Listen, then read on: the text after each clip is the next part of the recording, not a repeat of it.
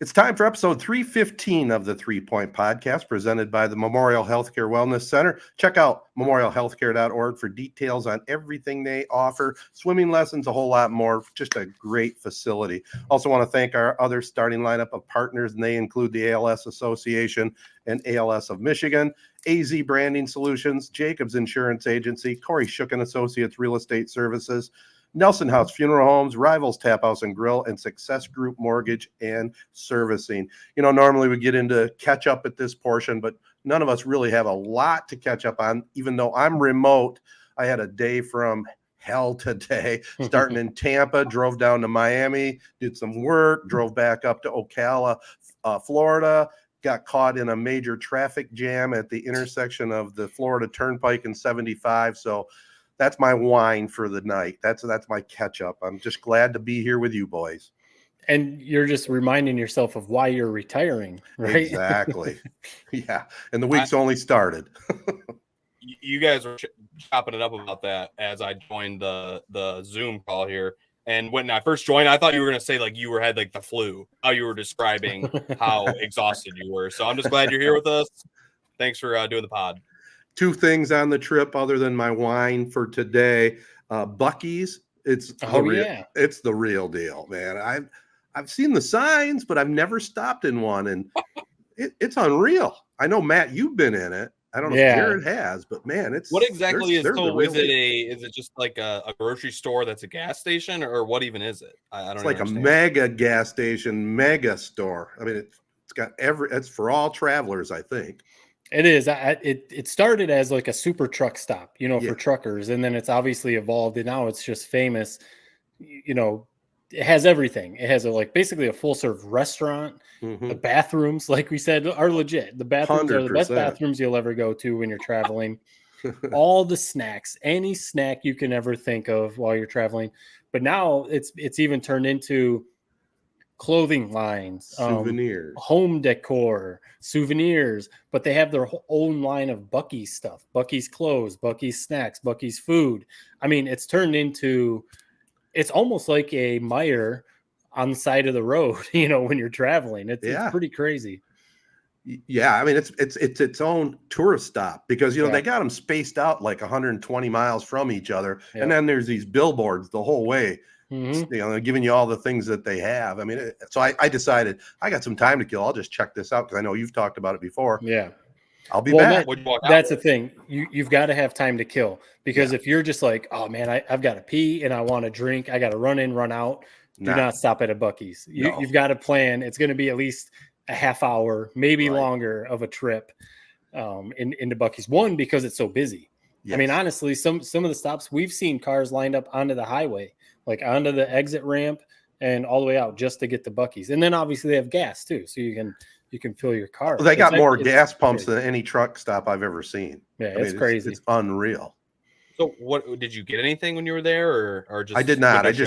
I just window shopped this time just to get a feel for what was there, and I did have to use the bathroom. Yeah. I mean, the food is good. I mean, they you probably saw it. They have a whole pulled pork. They're making sandwiches, fresh meat, desserts, and just a ton of stuff. The food is actually really good. Again, if you have time, in your travels to stop for a good half hour, 45 minutes. Yeah. So, and the final thing on this whole journey, my wife always said she would never live in Florida again. She lived in Florida at one time. The summer heat is the real deal down here. I mean, it was 95 degrees and 100% humidity today and yesterday. So, yeah, the heat has definitely come. It's here in North Carolina. We're in the upper 80s every day. We haven't quite got the humidity yet. That's coming, but the summer heat is here. It's always the reminder of like, wow, it is hot. Amen. All right. Well, we'll keep this thing moving along. We'll be right back with the Prep Spotlight presented by Jacobs Insurance Agency right after this.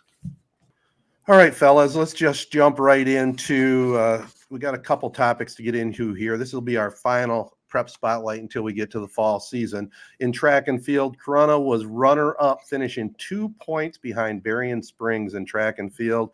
I'm sure they're disappointed, but still was a heck of a year. Tarek Bauer finished second in the long jump and third in the 100. Wyatt Bauer, his twin brother, fourth in both the long jump and the 200.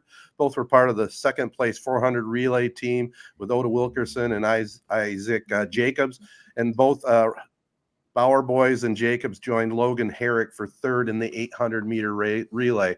I'm sure, they'll look back at this senior season with a runner-up in football and a runner-up in track and have good memories, but man, just that close. And both events, so taking home the state championship, I mean, one more finish, one more place up probably would have got them the title or a tie anyway. Yeah. So, I mean, it shows basically their whole track team came back. What it does is it makes you appreciate, Corona back in 98, 99 did go back-to-back state championships. So, I mean, that's impressive. It's hard in any sport to win one state championship, but then to go back-to-back, I mean, is damn near impossible. So for them to even get there and be a very close second place is impressive, but right. I'm sure those guys, they're going to be a little disappointed. Yeah. Still, I mean, that senior class, a lot to be proud of. That's for sure one of the best senior classes Corona's ever seen. In softball, Owasso beat Corona 16-1 and Flint Powers 3-2 in the district softball championship. Keena Buckley had a walk-off hit for the championship, finishing 4 for 4 with a triple. Haley Caswell got both the wins in the circle for the Trojans. So Joellen Smith's team moving on. In soccer, Genevieve Hill found the back of the net on the 10th penalty kick to give Ovid Elsie a 1-0 win over Williamston for a D3 district championship. I mean, how about exciting finishes for both of those events, but 10 kicks before winning 1-0. That's amazing. So what does that mean? Like, basically they were back and forth, not necessarily that they didn't score until that 10 penalty kick, but just that they kept tying each other up until that was I think it was the only goal they had. It was a 1-0. It was 0-0 after regulation, 0-0 after extra time, and then they went to the penalty kicks. And it was the last Tim Howard one. in that, man. No Tim kidding. Howard in that is the only way to explain that. Ava Bates had 11 saves for the Marauders, so they're 14-3-3.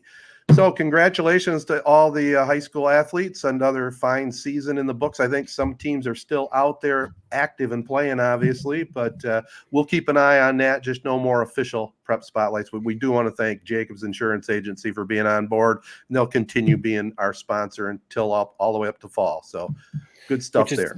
Which is crazy to think that it's just right around the corner. I mean, it always sneaks up on us, but it sure does. That big time prep pigskin preview is only a couple months away. So we got to start thinking about that for sure.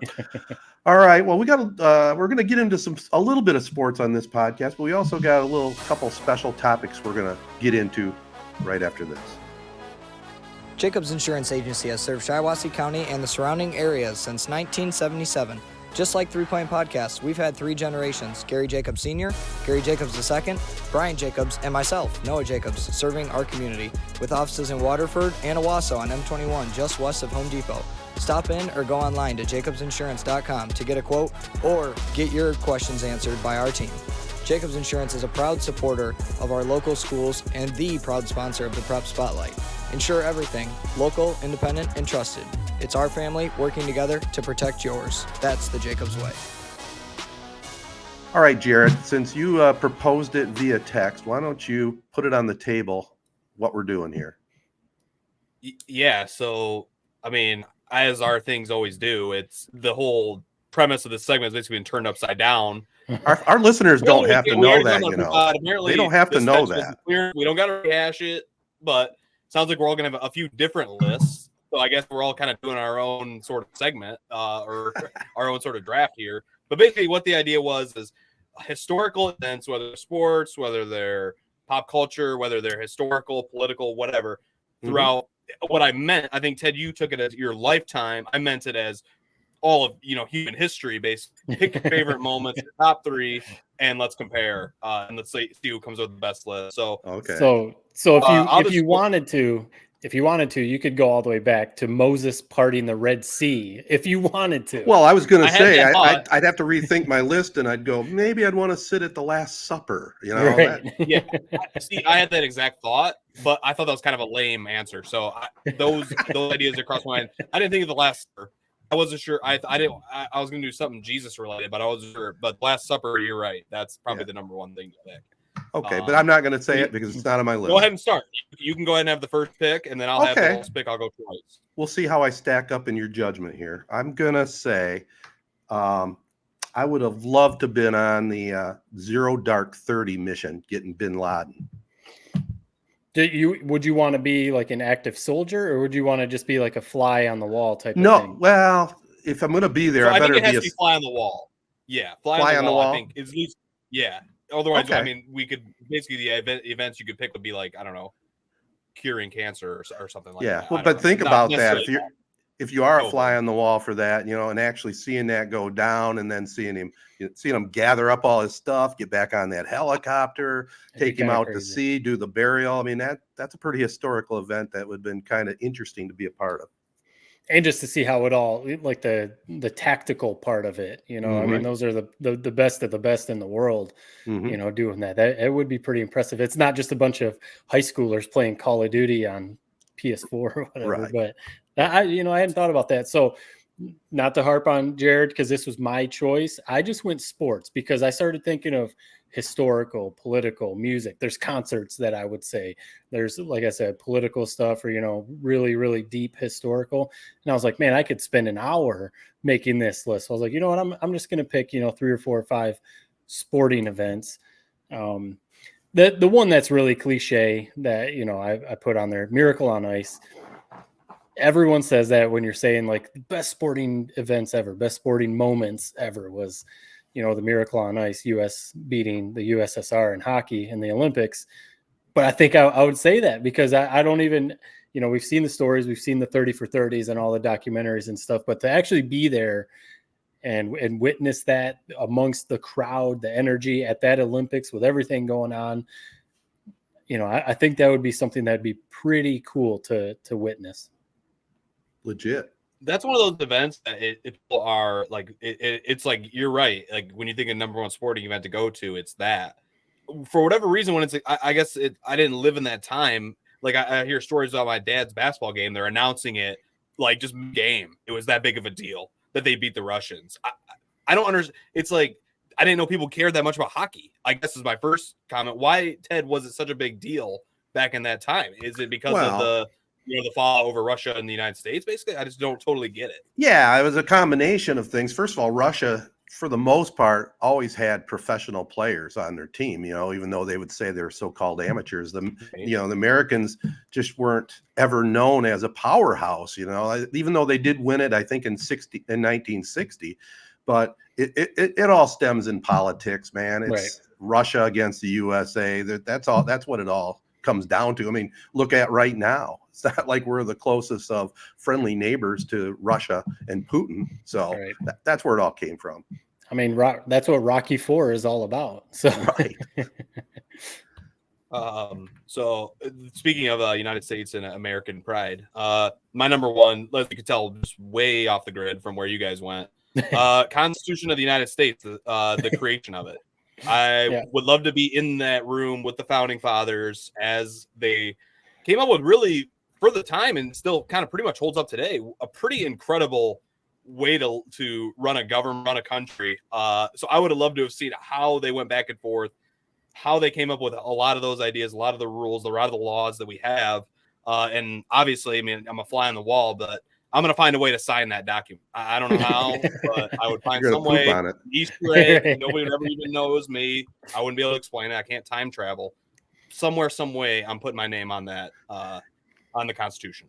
You know, that's a good one, especially, I don't know if you've been to Philadelphia, but I've actually been to Constitution Hall and been right in the room where they put the Declaration of Independence together. And, you know, you can see right where all the famous people sat, like Franklin and Jefferson, and it really gets you as a big part of American history. So that's a good one. That is pretty cool. the thing that I kept going back and forth on in my brain was like, when you think of World War II, World War One, it's like right. The big moments. Do I want to be sitting there and watching a battle unfold? Like I'll probably be scarred for about life. So a lot of this was kind of, maybe things I want to see, but you also don't want to see. So I kind of stayed away from some of those battles. This was what I was actually pretty impressed with, something I've thought about a lot. Honestly, since I saw the movie Cars way back in 2006 in theaters when I was 7 years old. So obviously the highway system came about and basically got rid of Route 66. Essentially, from my research, Route 66 was done away with or basically rendered useless in 1985. So what I want, the very last day before they opened up the highway system that basically made Route 66 useless, I want to take that cruise. I mean, Uncle Ted, tell me you're not right there with it. You love a nice little drive. You used to cruise the pits back in the day. One magical drive. I think it goes from Chicago to LA. Just 1985 and United States, me in the open road. Nothing sounds more magical than that. So I wish I could have experienced Route 66 in its prime. Yeah, the original one, that's a good call. You still can do the Route 66. I know people that have done it. It's a little bit off the beaten track, but it's not completely eliminated. So you can still do that. But it's almost a different vibe, though. Now everything's abandoned. Yeah. I'm going through Radiator Springs. It's depressing. That's true. It's not. That's the only complaint with that. But I'm with you. It definitely would be worth. I would drive on it for an hour just to say I did it. So I'm with you. Not a bad thought. It'd also be the fact that going back then, doing it, while you're listening to 8 tracks, no social media, no cell phones. Right. So I mean, you're just windows down. You're, like you said, you're just enjoying the drive. You're not on your phone, or you're not trying to find a top 200 songs on 1980s 80s on 8 like Ted does when he's driving. You're just enjoying the drive. Like that would be pretty cool. Pick up a hitchhiker too. I mean, honestly, it's kind of surprising, Ted, you never found your way on Route 66 one way or another in your past.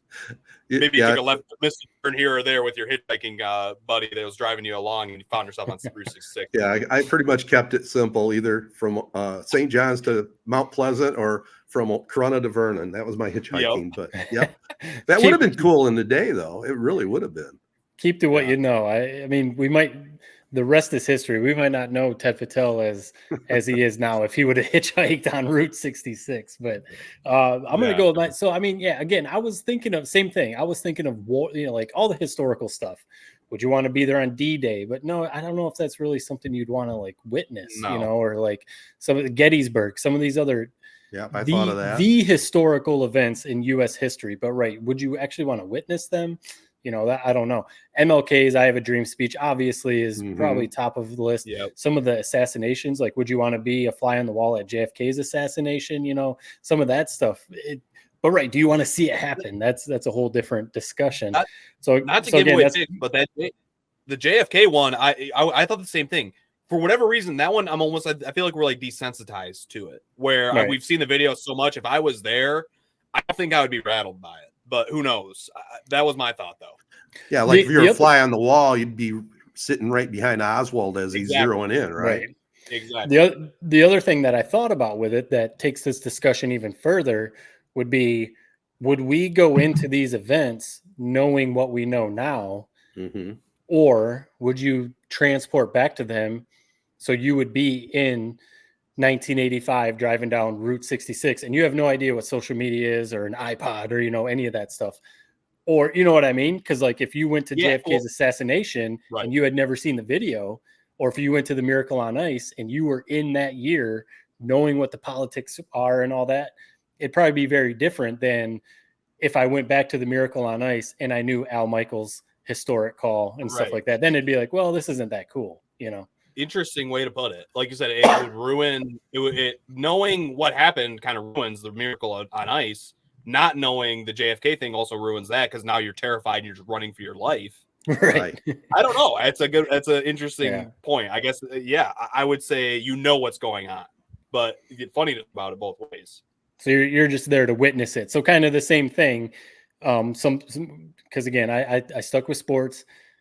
Any of Muhammad Ali's famous fights, the Rumble in the Jungle, Thrill of Manila, any of Muhammad Ali's famous fights would be something, again, just pretty cool. I was really close.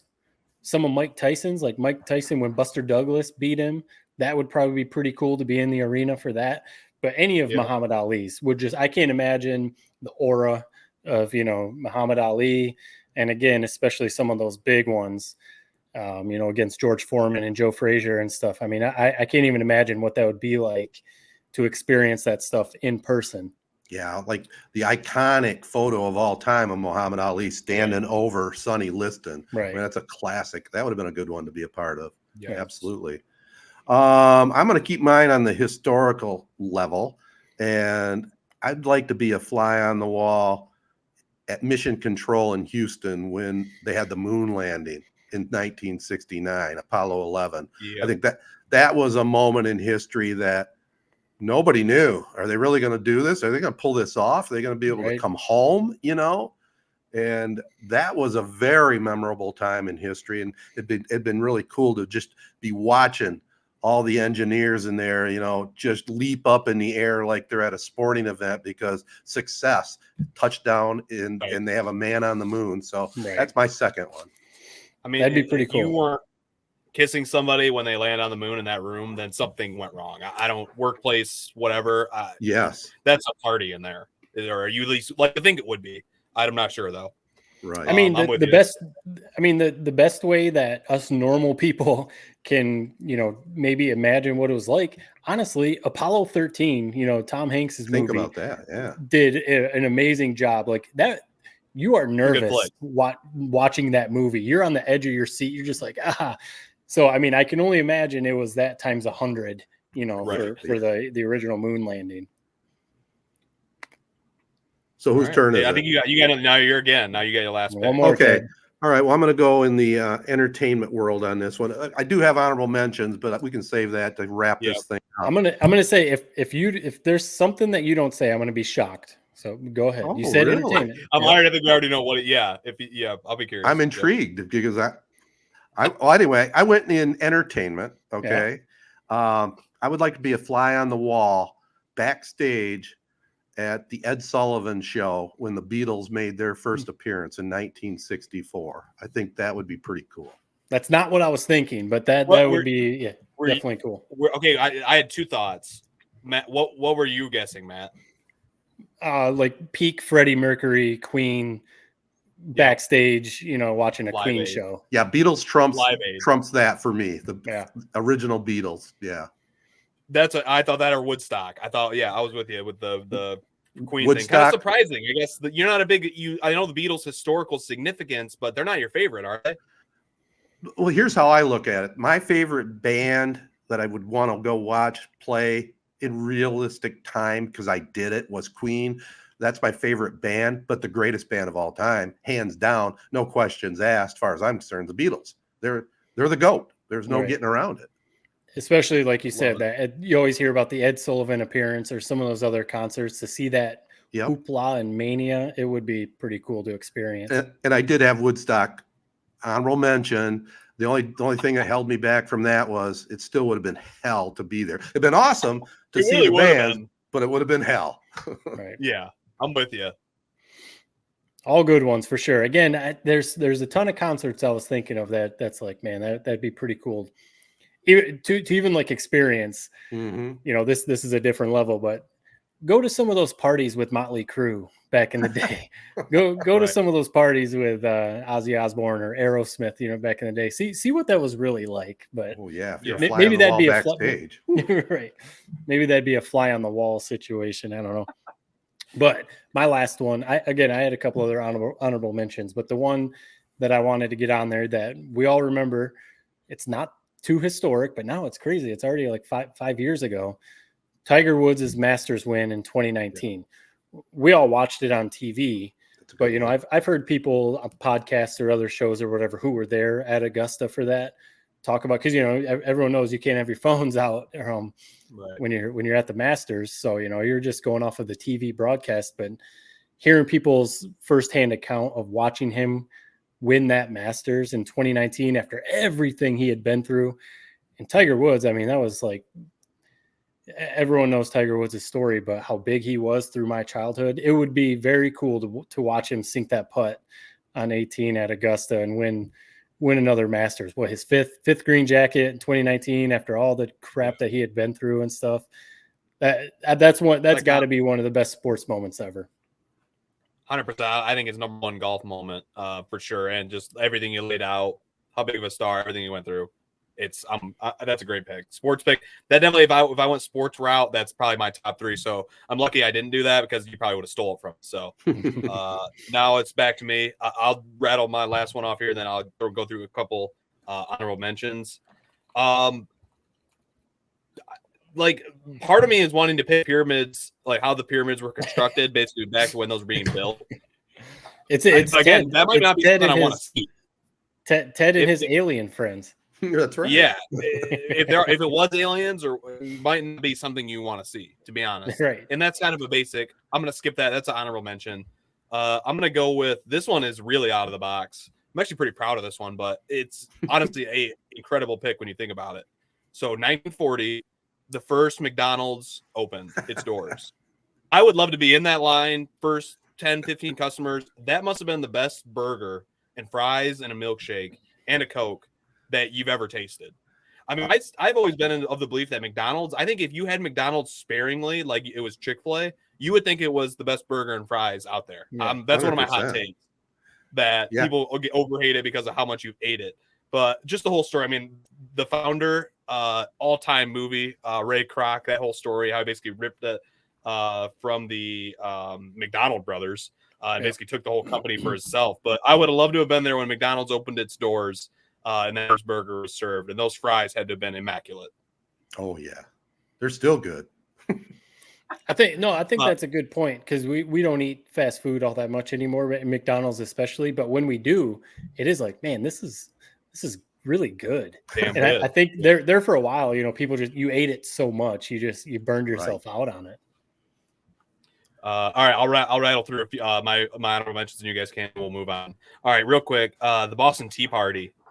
Just the amount of destruction those mother effers caused. I think I just would have. That's one I would not have wanted to been a fly on the wall for. I want to be in the destruction of that. 92,000 pounds, 340 chests of tea, just whipped overboard. I mean, basically the equivalent of, this doesn't even seem possible, $1,700,000 in today's money was basically thrown overboard. Just ultimate menaces to society. Just would have loved to have been a part of that one on that ship. So Boston Tea Party is one of mine. This is a weird one as well. The filming of The Dark Knight. I love that movie. I love the Batman trilogy. I mean, I've seen the movie 300 times. Better. Like, let me watch it get made. Let me see how the sausage is made. Obviously Heath Ledger, kind of his last. It would have been kind of a little bit eerie knowing what would have happened to him. But seeing him perform as Joker up close, and Christopher Nolan, the director, just in his bag, just making a masterpiece. I would love to have watched that live. It's similar vein, the building of Augusta golf course, kind of like we said, Matt, with Tiger winning Augusta. I want to be there when they're shaping this ground. Obviously, it's so different than what it looks like now, but just understanding, like, this is going to be the sweetest golf course ever made. Like, I want to see how they put that thing together. Moving on quickly, this one's easy. Oppenheimer, the first hydrogen bomb. If Josh Peck was able to be there in the movie, I want to be there for it. So I'm going to throw that one out there. VE Day, I think is what it's called. Basically, when World War II ended. Kind of similar vein to that. In Band of Brothers, they go through and they basically read Hitler's, Eagle's Nest lair. I've always thought, man, how awesome would that have been to just go through, win the war. Now we're taking all Hitler's shit for ourselves. That would have been an all-time moment. And then that's it, man. Last one, I had JFK assassination. So what do you guys think? What other honorable mentions do you guys have? I've got a sports related one. I had Woodstock, but I'm going to make this a two-parter. I would like to be a fly on the wall or at these two events, Game 7 of the 68 World Series in St. Louis and Game 5, Detroit, San Diego, 84. So that'd be an all-time dream to be a part of, and then just enjoy all the festivities, getting that victory in the D. Right. Did you not, you weren't in Detroit for the 84? No, and as a matter of fact, made a trip down there. There was a side story. I should have probably. I was married and, had family things going on. But I did. In those days, you could get in a lottery for tickets. And I might have told this story before. I actually got tickets for Game 7. But the deal was, if there was going to be a Game 7 in Detroit, the Cubs would have had a win in the National League. And I don't know if you remember or read about it. The Cubs won the first 2 games against San Diego and then lost 3 straight to go to the World Series. So that cost me my hope, and I had face value tickets at Tiger Stadium for 84. So I made a copy of the tickets. Series that would have been Tigers and Cubs. That's a bummer that didn't play out that way. Oh, it was a bummer. The Cubs had a really good team that year too. Sandberg and some of the others. Yeah, they blew it against San Diego. So yeah, that would have been a good one to be a part of. That would be cool. Yeah, some of those classic World Series or baseball moments. Lou Gehrig's famous speech would be cool to witness. Babe Ruth. Wow. Did he actually call his shot, actually be there and see that home run? Like, is that actually what happened? That'd be pretty cool to witness. Or any of Babe Ruth's big moments would be cool to witness. I also, one of my honorable mentions was the 2004, the Red Sox coming back from down 0-3 to the Yankees. Unreal. Being at those stadiums for those games. I remember I was at Grand Valley. I was in college when that was happening. I was a freshman, or it might have been my sophomore year. But anyway, I was young in college, so we're off doing other stuff. But I definitely remember every party, everything we were doing. Those games were on, and we were watching those because it was like, this has never happened before. Not only is it Red Sox Yankees, no one's ever come back from 0-3, and the Red Sox are about to do it. Yeah, and there was the whole they hadn't won a World Series in 100 years or whatever it was, 80 years. So that'd be a pretty cool one. But I'm with you, the Lou Gehrig. Yeah, the Lou Gehrig. I wish I would have picked it, to be honest. I don't know how I blanked on that one. I mean, especially with Lou Gehrig's day just happening a couple of days ago. Yeah. The thing that's always mind-blowing to me, how he didn't – that was not a memorized speech. That was just off the dome. Mm-hmm. And it was like you almost wonder, should this guy have been like the president of the United States instead of swinging a baseball bat? It's like the most well-thought-out, succinct, just powerful speech. It plays once a year, every day. Every year on Lou Gehrig's day, and for good reason. It's just the best speech maybe ever, man. So I wish I would have put that on my list. Just incredible. It's a good one. Yeah, that's a good tie-in too. I love the fact that Major League Baseball participates in Lou Gehrig Day and keeps that ALS awareness out there. I know ESPN, one of the researchers at ESPN there I saw on social media and was out there, and she's battling through that disease and came up with the fist bump. And a lot of sports media and sports personalities are participating in it. And it's great to keep it out there, somehow they got to come up with a cure. We're not going to get deep into that here, but man, they definitely got to do something. We were talking off air about how far things have come in cancer research, but I have no idea where they're at on ALS. It's just such a mysterious disease. Yeah, it is. All right. Do we want to just jump right into our other part right now? Okay. Yeah, let's do it. What's the other? This was yours, right, Ted? This was mine. I'll set it up real simply because I was watching the Minnesota Timberwolves and the camera kept panning over to A-Rod. And I just was sitting there and he's one of these guys. And what I'm setting up is, so I said, why don't we do let's see where we're at on most disliked sports personalities. Pick 3, it doesn't have to be hateful, but I really do dislike A-Rod. I just don't like how he operates. I don't get that, man. He is so he's well, I'm not alone on this. I'll tell you that much. I am not alone. Look it up.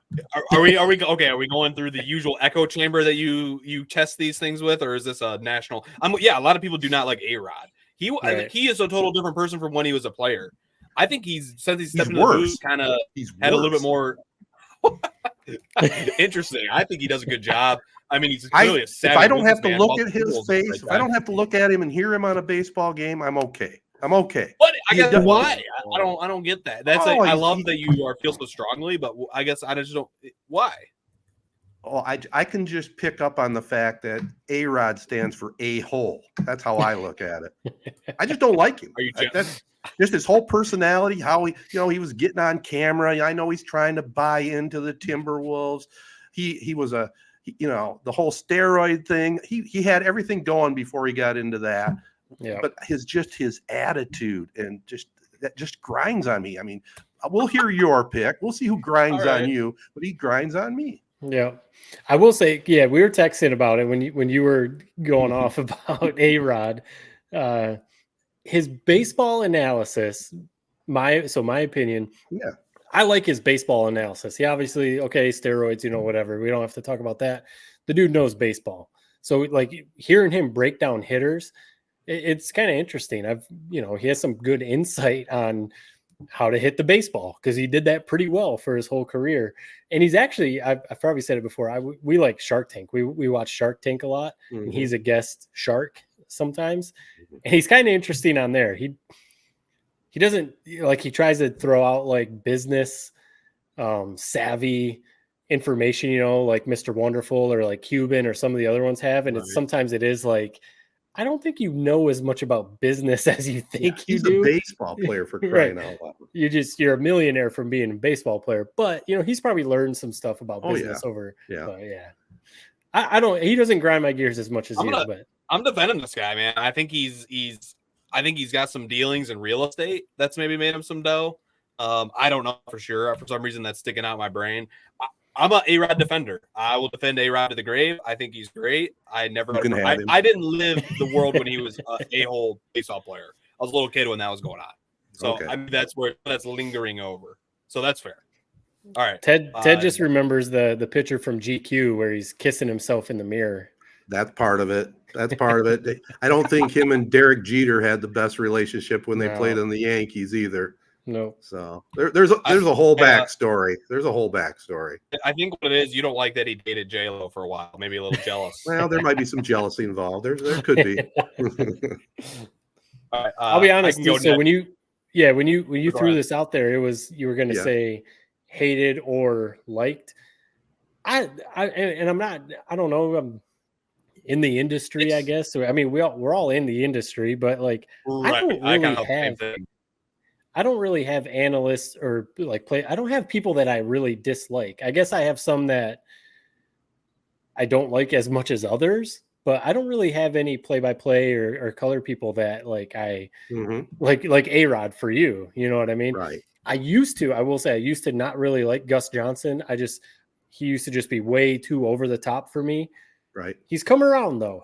Maybe it's because he's called so many Michigan games over the last 3 years, and Michigan's been really good for the last 3 years. So maybe that's helped it. But I've come around on Gus Johnson. I used to not like him calling games. But yeah, I don't really have anyone else that I dislike. I didn't necessarily want to. I do have a few names. But I was very careful because I thought safety's like, man, I might be working for these guys. And I have a few. So I played a lot. So my number one, I mean, if I somehow end up working for this guy, then for the love of God, put me out of my misery. Jason Whitlock, from former, I don't know where he's at nowadays, to be honest. Yeah. I don't know. He did have a hilarious back and forth with Stephen A. Smith a year or so ago about Stephen A. Smith basically lying about his basketball career, and I think he averaged half a point. Real quick tangent. He had a funny point where Stephen A. Smith said something like, "Yeah, I averaged 3 points. I averaged 10. I scored 10 points in 3 career games or something like that." And then Whitlock looked at his average career total average, and the math didn't make any sense to add up to what Stephen A. had said. So I just thought that was funny. Anyway, but Whitlock, I don't know. We all know this guy. Where's the fedora or whatever the hell the hat is? I'm out on Whitlock, man. But there is something funny about him as well that I appreciate. I'm glad that he's in the media space, but I'm curious who listens to him. Right. Well, I think you guys might agree with my second one, or maybe you won't. But this one could have been my top one, but I just went with A-Rod since I kind of started this whole thing with him. Right. Urban Meyer. Not a fan. Yeah. Yeah, he's a hell of a football coach, but definitely not a fan of the way he operates, and he's number 2 on my list. Yeah, he definitely comes off very pompous, very full of himself. I'm the smartest guy in the room. I know everything about football, whatever. Again, I will say he does that. I forget who he does it with. Good segments. He does those segments where he breaks down film, and it's super interesting because it's like, oh man, I would not have looked at this play that way. So, his football knowledge is there, but his personality and everything clearly is And he's a Buckeye, so it's just like, no, Mhm. I'm kind of with you on that one. I don't know. I like Urban. I'm a weirdo for that. The Swamp Kings documentary, it was basically just propaganda for him. But the thing that I did appreciate from that documentary, watching how he basically ran that program like it was a military base, I appreciated it. Did I want to play for him? Oh, is he a little green around the gills in terms of being a media member? But like Matt said, I think he's got some good media segments, and he was a big proponent for Michigan last year, breaking down Michigan a lot in those segments. All fake. And just we saw it firsthand, man. You can't argue with the fact that mother effer knew how to coach a football. He could coach. We couldn't beat him. We would have never beat him. I'm convinced of that. So he could coach. I don't know. I like him as a media member. I'm against you on that one as well. All right. He could coach college football. NFL, different story. Right. Exactly. Yes. Well, that's like the military drill sergeant strategy. They don't work in the NFL. Then it works. Yeah. So do you have another one, Jared? Yep. I'll throw out one other one. Last one, Emmanuel Acho. I don't know. I think maybe we've talked about him somewhere in the past. I don't really have a specific thing to point to. Just something about his style. I don't get it. I'm missing it. So I don't have a specific moment to point to, but that's somebody that another person I watch. I see he has this huge following. Clearly, people like him, and I kind of go, I just don't. Who go him for these takes? I don't know, but clearly people like him. So yeah, my That's third one. I have a third one. Jerry Jones, owner of the Dallas Cowboys, another pompous ass. My so thing with him, the athlete route, or I thought it was media members. I would have loved. No, I said sports personalities. Sports personalities. We can't get anything straight. I guess so you can't. I can't read your text. You can't read my text. I don't know, man. Touche. That's just part of the charm of this podcast. We can't figure out, but I love it. All right, so Jerry Jones. Okay, I would have went a different route on this. I appreciate that. Yeah. No, yeah. So okay, I was thinking just media personalities, not necessarily. No, I wanted to stay away from that because you guys are in the media. Yeah, okay. I was like, that's why I was confused by it. Okay. Yeah. Okay. No, Jerry Jones though, I'm with you on that one. I get, he's the Cowboys guy and everything like that, but I don't understand why he has his own radio show, and even ESPN and other networks run sound bites from him all the time, and it's like I really don't care what he has to say about Dak Prescott or who the Cowboys are going to sign at wide receiver. It's like this dude has been out of touch for so long. They haven't won a Super Bowl in 20 years or whatever. So it's like, why? Yeah. So I'm with you on that with Jones. I do want to have one final athlete I just want to throw on here to get Jared's reaction. LeBron James. Not a fan. Great basketball player. I'm just not a fan of the way. My whole thing is all personality and how they operate. I just don't like how he operates. It's just me. Just the way it hits me. Oh man, I love full that. of himself. How do you not appreciate the story, man? From being in the limelight at 15 years old, the chosen one, from Akron, Ohio, stayed at home with the St. Vincent St. Mary's. That's good. That's all good. Still friends with his buddies from that day. The Five, they call themselves. The Shooting Stars, or was their AAU team? He's not perfect by any means. I'm with you. I mean, he's got a lot of things that kind of make me cringe. But you're right. Also, with it all being said and done, you got to respect at least what he's accomplished. Is that fair to say? That's 100% fair to say. Not going to take anything away from his basketball career, other than if you're going to look at Jordan taking the winning shot to win games in big moments, I'll take him any day over LeBron. LeBron, a physical specimen as a basketball player, second to none. I mean, how do you stop that freight train? Yeah. Talented. He could shoot the ball too, but I'm not taking anything away from his basketball game.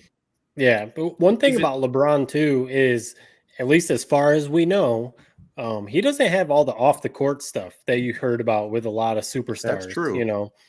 Again, as far as we know, not stuff with the law, not any scandals and stuff that all these pro athletes seem to have. Again, we don't know all the details, but he's still with his high school sweetheart, wife, and doesn't have all these other extramarital affairs or, whatever that we know of. So you're right, that we know of. Of course, we don't know all the details, but it's LeBron James. If he did anything wrong, people would think. Know. Yeah. So I think that comes into play with him. Obviously, the basketball stuff is what it is, but he seems anyway to be a good role model of a superstar. Like Jared said, from high school, cover of Sports Illustrated, the chosen one, he was going to be, and he actually lived up to those expectations. Not very many people do. So, yeah. And I'm not even really a LeBron fan, but it's like, come on, people hate on this guy so much, and sometimes I'm like, why do you hate on him, man? I guess I look at it like you guys both set up the story. The story was fantastic. He did live up to the hype, and I just didn't like the fact that he didn't stay in Cleveland. He did the whole Miami thing, that whole thing irked me. So if he would have just went straight forward, stayed with Cleveland or maybe went somewhere else, but just some of the antics after a while just started bugging me. That would have been a better story to me if he'd have just wrote it all out, stayed the hometown boy, became the legendary Cleveland Cavalier. Huh? Wasn't it kind of magical how it all worked out though, where he ended up coming back and it went full circle and he got the title? It's like that part did. Yeah. But again, you can't beat Jordan, who stays one place in his whole career. Like for sure, that there's something special about that.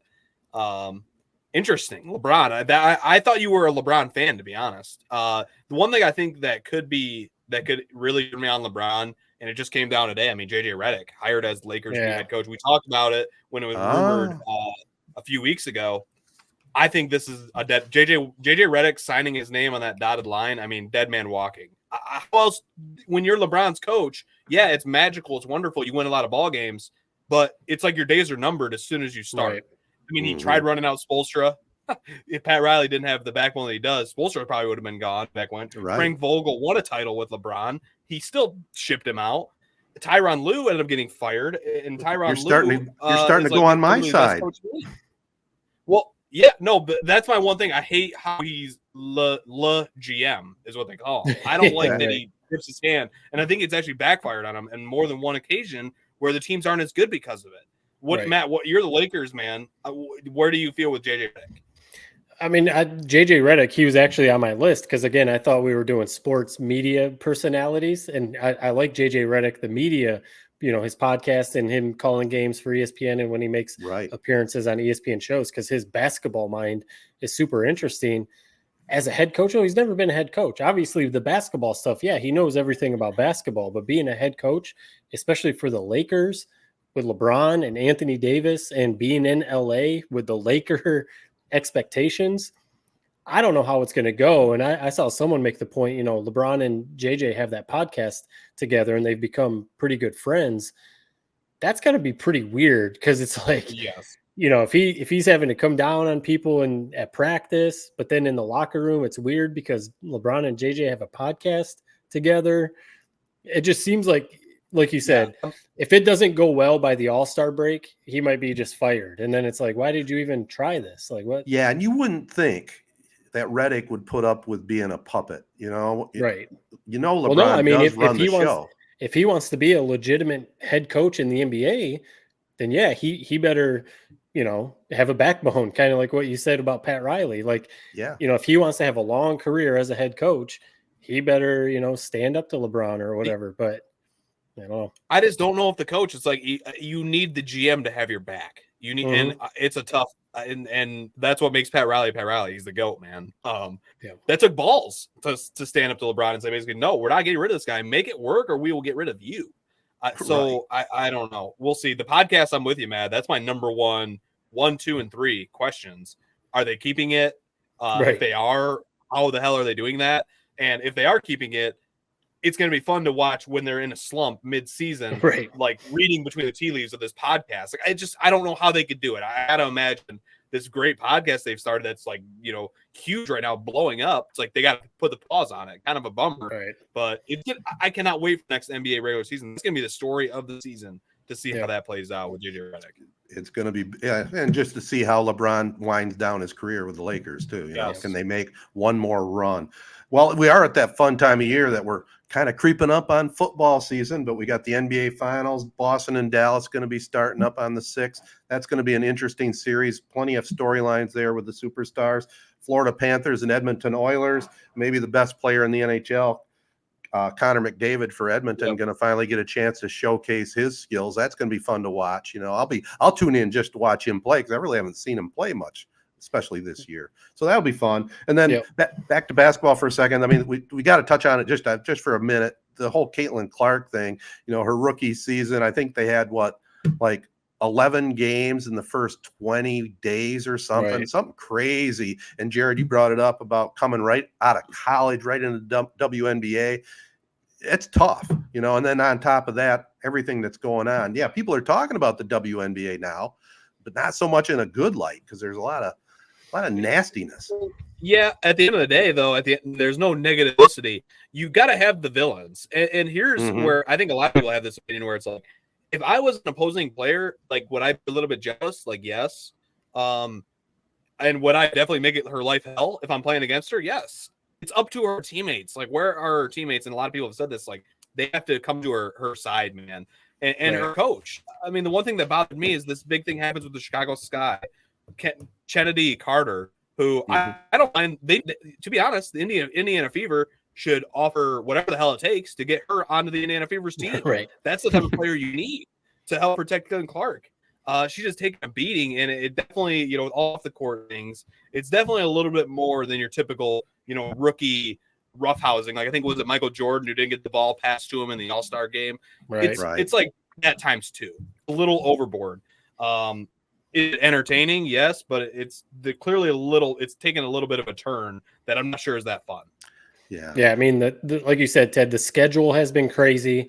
WNBA clearly trying to maximize on all this Caitlin Clark hoopla and have all of her games basically on national TV. They've played 11 games already. The defending champs, the AZees, have only played 6. Amazing. So, I mean, I think the schedule starts to balance out now, but it's out of whack early on.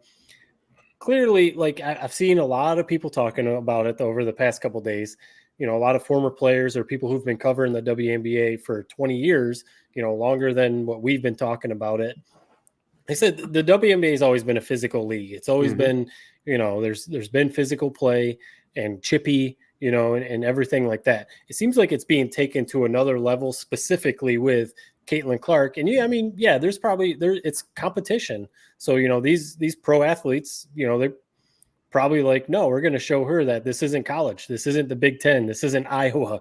You're coming into the WNBA. We're going to show you that this is another level. Kind of like you said, when Michael Jordan came into the NBA, when it crosses the line is when it's dirty plays.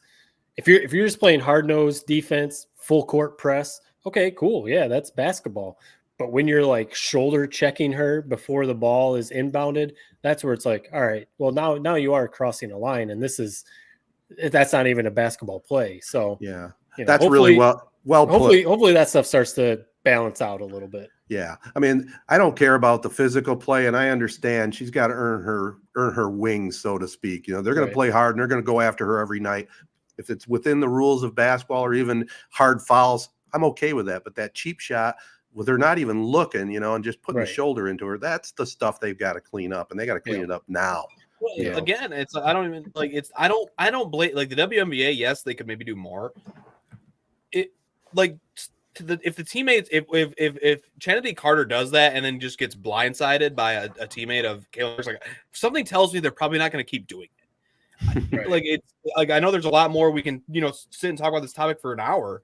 I don't think there's much more to it, man. Defend your teammate, man. That's the whole point. I mean, we're talking about World War II and all that earlier. It's foxhole. Are you in Caitlin Clark's foxhole, or are you in the foxhole of your peers and your enemies, your rivals? In that situation, what would you want her teammates to do? I just said, if you're going to get in her face a little bit, yeah, right. Okay. And the coach, Christy Sides is her name. I mean, I don't know about you guys. I'm a Bluter guy. Lisa Bluter, where is she when you need her? Put the bat up. Iowa's old head coach. Bring her out of retirement. Get her coaching this squad.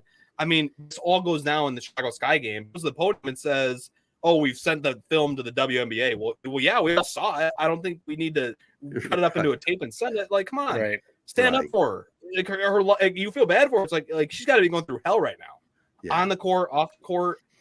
Stand up in the locker room. We need it. Right. Fair enough. Well, Yeah, it's putting her in the place of like, how does she respond? Because it's like she's not going to respond with dirty play because that's that's not the right way to play. But she's not going to like call these people out because then people are going to call her soft and you don't belong in the WNBA. Go back to college or whatever. So it is kind of putting her in a place of like, how do you respond if people are giving you cheap shots all the time? At some point, you're going to get pissed off and say, "What the hell?"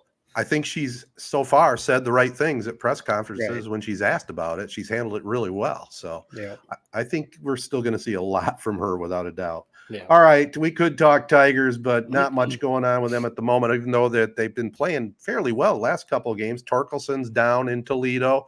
See if they can work out his issues. And Jared and I will be at the game Saturday. Nice. Yeah. Watch them play the lineup where Skubal is pitching. Did I see that right? I mean, I hope so. Because that's the two big stories, like you said. Torkelson, unfortunately, getting sent down. Hopefully, he figures some things out, man. That's all we can hope for. And then Skubal, I mean, he's leading the Cy Young voting right. It's been unbelievable, man. Minus, less than a 2 ERA. It's just incredible. Right. So those are the two big things. Absolutely. Go Tigers. All right. We'll be right back right after this with a short Tedertainment tonight. So take a close listen.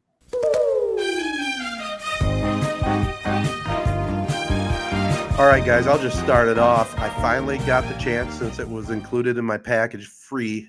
I saw The Iron Claw. You guys weren't kidding. That was a solid movie, Zac Efron, the first time I saw him, I go, what on earth? How many steroids have you done? Yeah, something happened to him for sure. He claims it was a jaw injury, right? But then when people look at the timeline, the jaw injury happened like 10 years ago. Now he's only looking different, last 5 years. So still damn good. I traded my looks for him in a heartbeat, but definitely looked way different. Yes, he did. But he did a good job acting wise. The cast was good. I'm not going to go into the whole storyline. It's basically about the Von Erich wrestling family, and he plays Kevin. It's a family that apparently was cursed. I mean, a lot of bad stuff happened to that family for different reasons, including, I think, a couple different suicides. If you get a chance to look online, there was probably 8 or 9 things that the movie portrayed that weren't really true to what exactly happened. It's kind of an interesting read after the fact. But I would say watching the movie is very solid, very well done, and a good kind of docu movie about the Von Erich family and wrestling back in the late 70s, early 80s. Yeah, so you love the nostalgia. I mean, that was a nostalgia high for you, right? It had to have been. It was. Did you watch WWE or whatever, the Ric Flair era wrestling? Did you watch that or not really? Yeah, I really came into it. We watched it big time when Hulk Hogan was the big star. Hulk Hogan and Ric Flair was still it was the WWF at the time. Yeah, he was on his way out. Yeah, he was kind of on his way out. I watched more of the Hogan and the Iron Sheik, that group there. But it was well done. The wrestling scenes were well done and a good, solid movie.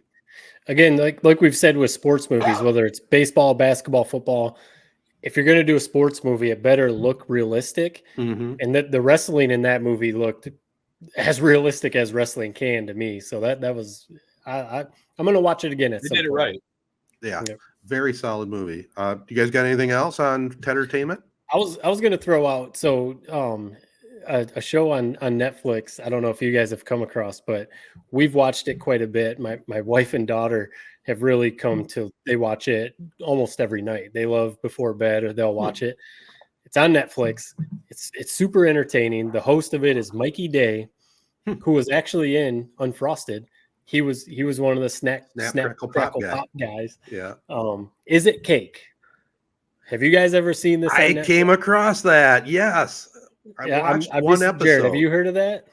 Yeah, I haven't seen it. But I think I understand what the premise is. Yes, it is. It's one of those shows. If you've got nothing else to watch, not even that. Not even if you have nothing else to watch, like put it on. It's super entertaining. But really, like if you've run out of movies and you're like, I need something, pop it on, and it has the professional bakers. I mean, people that this is what they do for their professional career. They bake cakes, but they get an object. And they have to bake a cake that looks just like that object, whether it's a laptop, whether it's a basketball, whether it's a boot, what a fireman's suit, I'm whatever looking, it I'm is. looking They at have like to, beach ball, random shit. right. I'm looking. They have to bake a cake, and then the contest is that then they bring on like 3 guest judges, a panel, and they have to guess. And they put 3 of the actual object, and then the cake, and the panel has to guess which one is the cake. And then if the baker was able to fool the panel, then they win. And it's insane. Like, it's insane how often you look at it and you're like, I cannot tell which one is a cake. And it sounds like a goofy premise, but it's Mikey Day, the host, makes it pretty entertaining. And then just seeing what they do with the cakes is pretty cool. So I would, if you're looking for some kind of easy watch, entertaining, Is It Cake on Netflix. And there's a bunch of unbelievable, man. It's unbelievable how they do that. It reminds me, the show I used to watch when I was a kid. I loved it. Absolutely loved Cake Boss. The cakes they whipped up on that show, it reminds a lot of what I'm looking at here with these different items. That's what I like to call beautiful TV. You just kind of shut the brain off. You watch it. Yep. Is it cake? Is it not? And next thing you know, 3 hours pass by, and you got a smile on your face. So, our brain shut off show at night before we go to bed and wrap things up. I do it for my wife, but I enjoy it too. We pop on a House Hunter. We watch a House Hunter. Easy half hour. Make our picks. There's a bunch of those shows on HGTV. You just pop that on, and I was down a weird rabbit hole the other day about how a lot of this is not some crazy, obviously TV magic. How basically a lot of those, extreme makeover house editions and the House Hunter, and the Flip It or Fix It or whatever these shows, how they're basically like BS, and it's like almost like they duct tape stuff to the walls to make it look nice, and then once production's done, they get rid of it all. So we don't need to ruin those. So basically, my little Tedertainment is a kind of a teaser. Big month of June coming. With a few big time shows all coming out, all few of my favorites. House of the Dragon. Matt, we're still waiting for you to get on board with it, man. We're still waiting, still time. I'll be watching it. I think that first episode of the new season comes out in about 10 days time, June 12th, I believe. So that's a big one. House of the Dragon is coming out in June. The Boys, which is kind of the superhero. Ted, I would actually be curious what your review of that might be if you gave it episode 1 a watch. It's pretty wild. The Boys, basically, The Boys. It's on Amazon. Basically about superheroes, but if it was kind of more realistic and they're kind of evil in a way. So that's going to be a big time show coming out. Season 4, I believe, in June. And then The Bear with Iron Claw actor Jeremy Allen White. He's returning. So those 3 shows coming out in June. Man, I don't know why they release these in June. It's like summertime. I want to be golfing. I want to be outside. Why do they not bring these out in like January when we really need them? But absolutely, so be it. I'm going to be watching regardless. So those 3 big shows all coming out this month. I watched the first episode of The Bear with my wife, and after that, we both thought it didn't pull me in. I might give it another episode or 2 because I know it's highly regarded. It's good. It's won a ton of awards. I don't go, wow, this is unbelievable, like most people do. It is a great show, but I do enjoy watching it. So that's where I'm at. I would say of those 3 shows, that's probably the one I'm least looking forward to watching. Still, got to throw it out there. Big time show too. Yeah. I'll give it another shot. I think probably. What I did have one more. Or are you out on superheroes? I think you've stated that before in the pod. I'll watch the first episode of The Boys. I'll do my homework and give you my review on that. See if it's worthwhile. All right, I'll do that. Have you ever watched that one? Or that seems like something you might watch. I've seen it, and the Bear is one that we've definitely said that we want to watch because. We watched Shameless and then Iron Claw, so we like him as an actor. But he's good. The last one I'll just wrap it up with is we were talking about the Tom Brady roast and how Nikki Glaser totally killed it on that roast. So she has a HBO special. Checked it out. Someday You'll Die. First of all, she is a good-looking woman. She had this skin-tight dress on. But she is raunchy. She is raunchy as can be. She is. She reminds me of young Amy Schumer. Remember when Amy Schumer came out originally? Very similar type of humor. But you better have thick skin if you watch her comedy. Yeah, don't let the kids hear it. That's what I'll say. It's definitely a hard R, but it was entertaining. She has a great delivery. She's probably one of my top comedians I think out there. I really do. So that's it. Yeah, that's all I got. Good stuff. Love it. Good little All right, fella. Tedertainment segment. I mean, can't wait. We need the boys review. We need it. All right. And I'd be curious if you guys actually watch one episode of This Is Cake. I'd be curious if it gets you. I'll definitely hop on again. I think I just came across it one night. Yeah. I think we were at somebody's house and watched some of it. Yeah, this is pretty funny. So It's fun. I'll check out at least an episode or two. Yep. It's on Netflix. Yep. All right, we'll do it. Anything else, boys, before we wrap this thing up? Oh.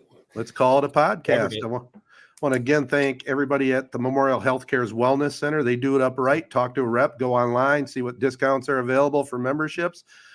Get healthy and get in shape. By the way, I meant to mention it. We were talking about our little contest we had about, sports personalities who you don't like and maybe historical events. If any of our listeners want to hit us up on Twitter, give us your thoughts on that. We'd always love to hear from you and make sure you're out there. Yep. Also want to thank our other partners. They include the ALS Association, AZee Branding Solutions, Jacobs Insurance Agency, Kori Shook and Associates, Real Estate Services, Nelson House Funeral Homes, Rivals Taphouse and Grille, and Success Group Mortgage and Servicing. Our friends from Chi-Town going to be busy this month. They have a big show in Fenton on the 13th of June, and then they're playing the Auburn Hills Summerfest June 22nd. So if you want to go see the boys, I know they got another show in Durand coming up at the later part of this month as well. So check them out. That's it. Peace and love, everybody. Be kind. Thanks for listening.